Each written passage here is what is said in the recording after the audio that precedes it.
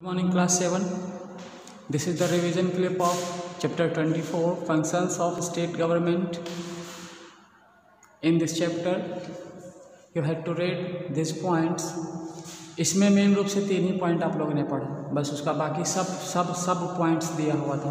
मतलब एक main point होता था, उसका छोटा छोटा पॉइंट। जैसे आप देखिए स्टेट क्या है, ये फर्स्ट पॉइंट था। दूसरा था स्टेट लेजिस्लेचर, और इसी स्टेट लेजिस्लेचर का 2 अंग था।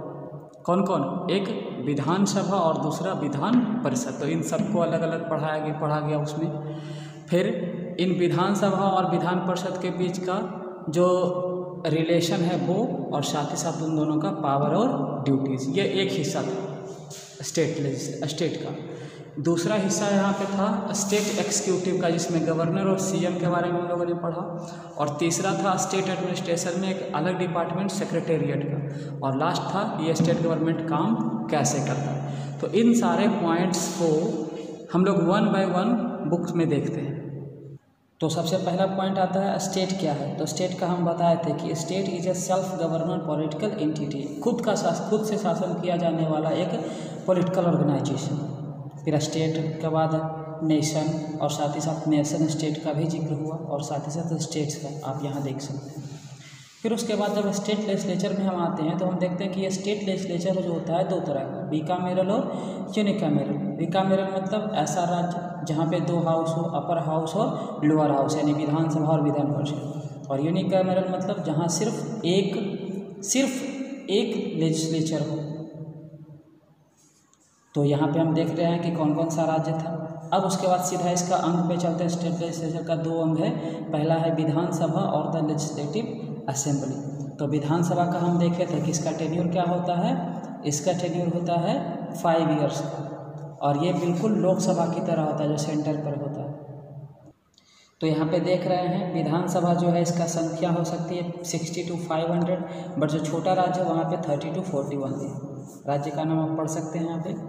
फिर जो मेंबर बनेंगे इस विधानसभा का, मेंबर बनने का यहाँ पे कंडीशन भी है। कंडीशन में हमने बताया था 18 साल उम्र होना चाहिए। आज उसके बाद कोई कास्ट कोई रिलीजन हो फ़र्क नहीं पड़ता है। जिसका क्रिमिनल रिकॉर्ड है अपना वो गवर्नमेंट समझेगा उसके लिए, और वॉलेट सिस्टम को फॉलो किया जाएगा। फिर विधानसभा का पीरियड में हम क्या बात किए थे कि विधानसभा का पीरियड होता है 5 साल का, और इसे चीफ मिनिस्टर और गवर्नर क्या कर सकता है, गवर्नर इसे भंग कर सकता है। लेकिन इसको एक्सटेंड किया जा सकता है सिर्फ 6 महीने के लिए, और ज़्यादा इमरजेंसी हुआ तो 3 साल के लिए।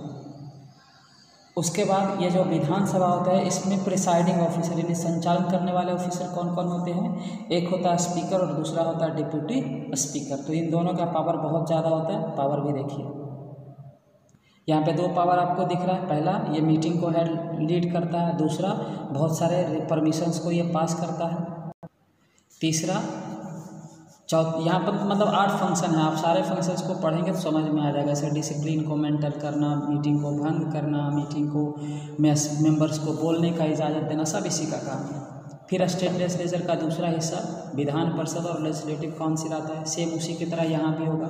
यहाँ लेकिन एक चीज़ होता है कि ये परमानेंट हाउस है, ये भंग नहीं होता है उसके विधानसभा के द्वारा। और अगर इसमें मेंबर जो हैं वो इनडायरेक्टली हम लोग के द्वारा ही चुने जाते हैं, और हर 2 साल के बाद सिर्फ 1/3 मतलब हर पीरियड के बाद सिर्फ 2/3 ही, यानी 2/3 ही मेंबर यहाँ से चेंज हर इलेक्शन में 6 साल के इलेक्शन में चेंज होता है।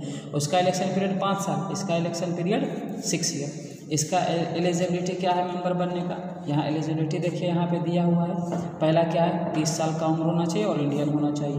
दूसरा जो क्वालिफिकेशन मांगता है इसके लिए वो फुलफिल करना चाहिए। एंड इसके अलावा और भी है कि कहाँ से, चूँकि ये इसमें इलेक्शन होता नहीं है तो कहाँ से मेंबर लिया जाता है वह यहाँ पे दिया हुआ है। इलेक्टोरल कॉलेज से, विधानसभा से, फिर गवर्नर कितना अपॉइंट करता है, फिर स्कूल से, और ग्रेजुएट लेवल पे कॉलेज से कितने लोग आते हैं, ये सब यहाँ पे दिया हुआ है। और इसका प्रिसाइडिंग ऑफिसर यानी संचालन करने वाला ऑफिसर कौन हुआ, एक होता है चेयरमैन और दूसरा होता है डिप्टी चेयरमैन। तो इस तरह से ये 2 हिस्सा खत्म हुआ विधानसभा और विधान परिषद का। उसके बाद जब ड्यूटीज़ और में आते हैं तो हम क्या देखते हैं कि जो स्टेट लेजिस्लेचर है ये 66 सब्जेक्ट पे काम करता है स्टेट लिस्ट में, और कंकरेंट लिस्ट में 47 लिस्ट में। बट ये जो लॉ बनाएगा उस लॉ में कुछ लिमिटेशंस होते हैं। लिमिटेशन क्या होता है कि लॉ बनाने के बाद इंडिया का यूनिटी नहीं टूटना चाहिए। अगर ये चीज़ें होती है तो उसके लिए प्रेसिडेंट का परमिशन लेना पड़ता है, और अगर प्रेसिडेंट पास करेगा तभी क्या हो सकता है, प्रेसिडेंट के अप्रूवल के बाद ही वो लॉ पास हो सकता है। फिर यहाँ पे देखिए दोनों के बीच का संबंध में देख रहे हैं कि लेजिस्लेटिव असेंबली एसेंशियल है जबकि ये ऑप्शनल है। फिर किसी मैटर के ऊपर क्या होता है, लेजिस्लेटिव काउंसिल का ज़्यादा मतलब अहमियत होता है, लेजिस्लेटिव काउंसिल के जगह पे उसका यानी लेजिस्लेटिव असेंबली का ज़्यादा अहमियत होता है। कोई भी बिल ये पास कर सकता है, यहाँ पावर भी दिया हुआ है। अब उसके बाद दूसरा हम पॉइंट पे चलते हैं स्टेट एक्सिक्यूटिव में। यहाँ पे गवर्नर और सीएम के बारे में पढ़ेंगे। तो ये रहा आपका पहला पॉइंट, सीधा कौन सा, गवर्नर। तो गवर्नर का दिया हुआ इसका एलिजिबिलिटी कौन कौन बन सकता है, क्योंकि ये प्रेसिडेंट की तरह ही पावरफुल होता है एक राज्य के अंदर। तो उसका एलिजिबिलिटी यहाँ पे है, आप इसी को देख सकते हैं कैसा एलिजिबिलिटी है। मेंबर होना चाहिए इंडिया का, उम्र 35 साल होना चाहिए, प्लस में किसी ऑफिस होल्डर ना हो। फिर पावर उसका एक्सप्लेन किया है कि ये रियल पावर होता है किसी राज्य का, प्रेसिडेंट की तरह। उसके बाद इसका एक पावर में देखिए यहाँ 3 तरह का पावर दिया हुआ है।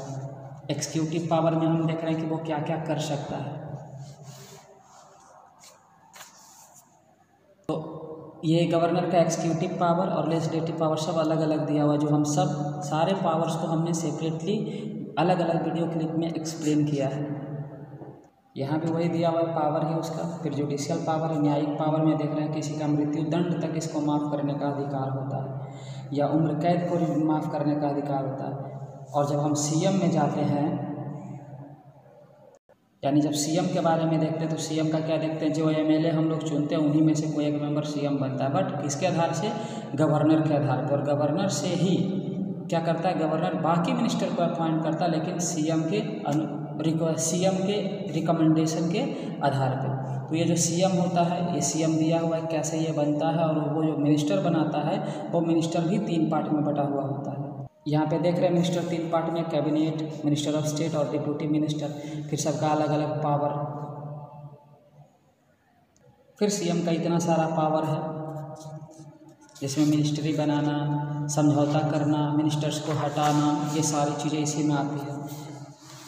उसके अलावा ये भी पावर उसी का है। फिर स्टेट एडमिनिस्ट्रेशन में हम स्टेट सेक्रेटेरिएट का देखते हैं कि सीएम की तरह, सीएम के पावर की तरह और भी अलग अलग डिपार्टमेंट होते हैं जो यहाँ एक्सप्लेन किया गया, और हर डिपार्टमेंट का क्या होता है, मेंबर होता है। तो इसमें हम बात किए थे यूपीएससी का, जिसके थ्रू आईएएस को अपॉइंट किया जाता है। यहाँ पे देखिए आईएएस का दिया हुआ है, आईएएस का अपॉइंट करता है यूपीएससी यानी यूनियन पब्लिक सर्विस कमीशन, जो दिल्ली में है। और इसके बहुत सारे डिपार्टमेंट्स होते हैं यहाँ पे, सबका देख रहे हैं, सबको सेक्रेटेरिएट कहा जाता है।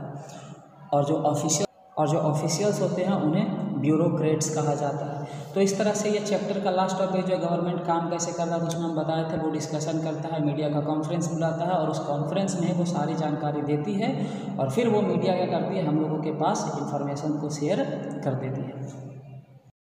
तो ये देखा आपने ये चैप्टर पूरा का पूरा, यही पॉइंट आपने भी पढ़ा, शॉर्ट में पढ़ा बुक से। तो इस तरह से चैप्टर 24 सिविक्स का, यानी फर्स्ट पीरियोडिक का जो 2 चैप्टर था वो आज आपका कंप्लीट हो जाता है।